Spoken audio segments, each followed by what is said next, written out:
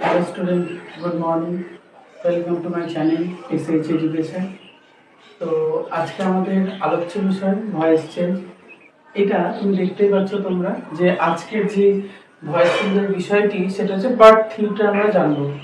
এর আগে দুটো ভিডিওতে আমি পার্ট 1 এবং পার্ট 2 সেটা দিয়েছি, অবশ্যই দেখবে যারা দেখতে থাকুনি এখনো অবধি।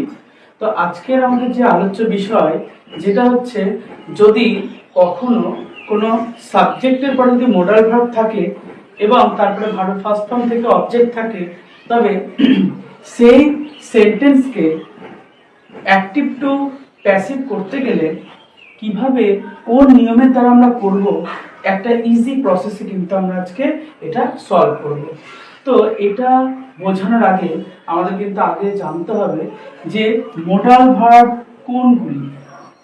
তো এটা করা সম্ভব নয়, তাই না? তাহলে মোডাল ভার্ব সম্পর্কে আমরা একটু জেনে নিই। এখানে মোডাল ভার্বের কটা উদাহরণ আমরা নিয়ে নিই। ক্যান, কুড, শ্যাল, শুড, মে, মাইট। তোমরা কিন্তু এগুলো সব নোট করে নেবে যাতে তোমাদের পরবর্তীকালে অসুবিধা না হয়। Will, would,